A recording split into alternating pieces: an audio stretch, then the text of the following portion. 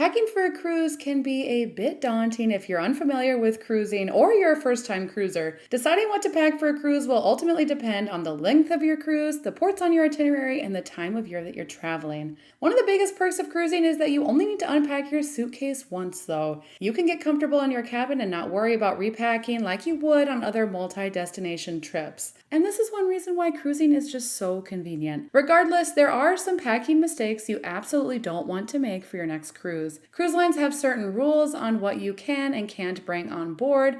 You also have precious cabin space that you won't want to waste with things that you don't need. So we've compiled the worst cruise ship packing mistakes that you can make, along with other helpful cruise ship packing tips that you should maybe consider. The first mistake is packing away important documents. On the first day of your cruise, you'll hand off your large suitcase at the port when you arrive for check-in. Your suitcase will be delivered to your cabin sometime in the afternoon after you board the ship. When the porter takes your bag, it goes off into a cruise ship abyss, and you won't be able to access anything packed inside until it's delivered to your cabin. Don't make the mistake of packing your important documents in your checked luggage like your passport or your ID. It's also a good idea to keep all of your money with you while boarding, so I would not pack any money in your suitcase either. Keep these important documents on your person when you arrive at the port. You'll want to have easy access to these when checking in. Once you get on board, you can put these documents right into the safe in your cabin where it will be safe for the rest of your cruise. Another mistake is forgetting boarding day clothes. In the same way, make sure you pack your first day necessities in a carry-on bag that you will keep with you when you board the ship. If you want to head right to the pool deck, pack your swimsuit, your sunscreen, and your flip-flops. There's always a set of people who forget to pack their suit and their boarding bag, and they gaze longingly at the pool deck full of sunbathers. Some people like to head to the gym right away, so pack your workout clothes and shoes if that's on your first day itinerary. Just to be safe, I personally always pack my first dinner outfit in my carry-on just in case my suitcase doesn't get delivered right away. I also keep my cosmetics and my medication with me to make sure that I always know right where these are located. Another mistake that we see people make is bringing a steamer or an iron on board. If you try to pack a steamer or an iron in your bag, you can expect it to get confiscated when boarding. This is a forbidden item that you aren't allowed to bring on board a cruise ship due to these being a fire hazard. You shouldn't expect to find an iron or steamer provided in your cabin either. Those who are worried about wrinkly clothes should consider packing a small bottle of wrinkle spray. A tip for the ladies, I've also had good luck using my hair straightener when I need to iron something in a pinch. And additionally, I avoid packing anything that is prone to wrinkling. Another mistake that we see cruisers make is packing a weapon. Additionally, other forbidden items that you can't bring on a cruise ship include weapons such as handguns and knives. Even a child's toy gun is not allowed on a cruise ship. In addition, less obvious weapons like pepper spray are also forbidden. If you wouldn't bring it on an airplane, it's a good rule of thumb that you can't bring it on a cruise ship. Not only is it a rule from the cruise ship, but it's also a maritime law that needs to be followed. Don't try to sneak these on a cruise ship as you'll likely be denied boarding altogether. Another mistake you shouldn't make is forgetting your shampoo or conditioner. In my experience, most cruise ships have a container in the shower of some sort of generic 2-in-1 shampoo and body wash. It gets the job done, but it's definitely not anything that's high-end. Perhaps some luxury cruise lines or upscale suites might have better products available during your voyage, but it's best to prepare for the worst. Consider packing a small shampoo and conditioner of your preferred product. You don't want to have frizzy, dry, or snarled hair during your vacation, so I definitely would not rely on the cruise-provided products. Another mistake is trying to pack a power strip. There's typically not many outlets available in your cruise ship cabin, especially if you're on an older ship. Most ships will have a variety of outlets, such as a US and a European power plug.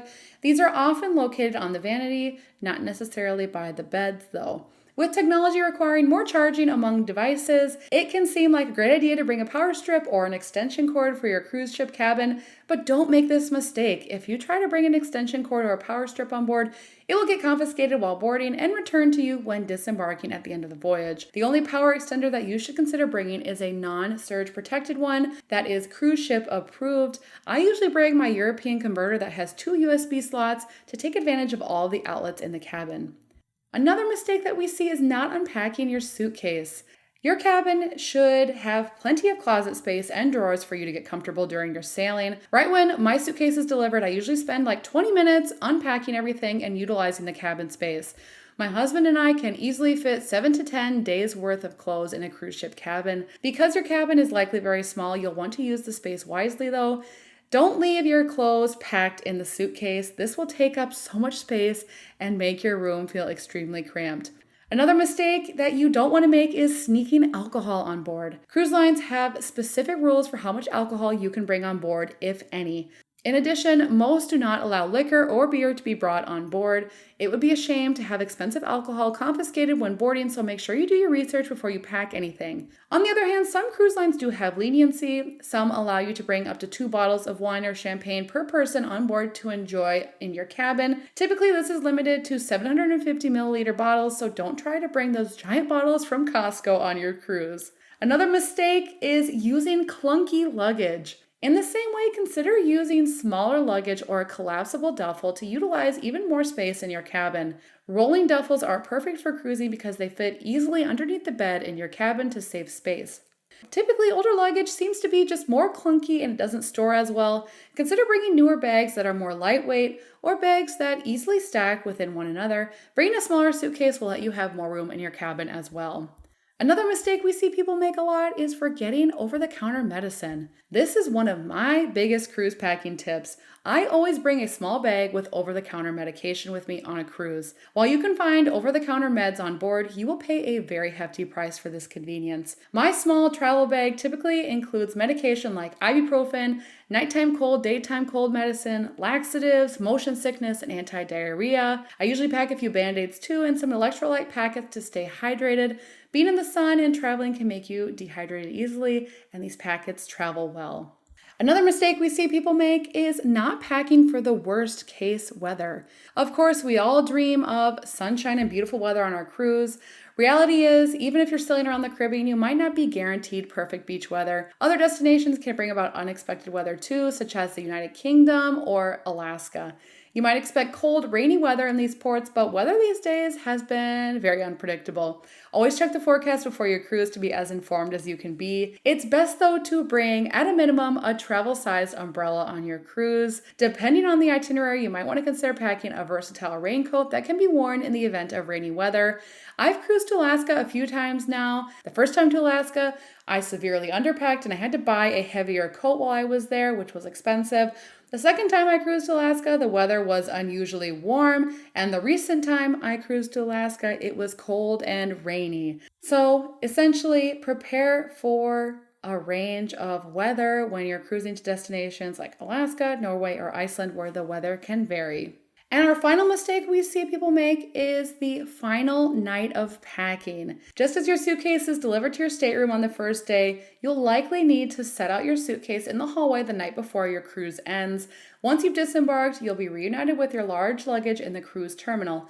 Don't make the mistake, though, of packing everything in your bag on the final night, as you won't see that baggage again until you're off the ship. Make sure to pack an outfit for the disembarkation day along with your important documents and your medication again so you have it on your person while you disembark. Keep your cosmetics with you as well, because you want to have a toothbrush and toothpaste on the morning of your disembarkation.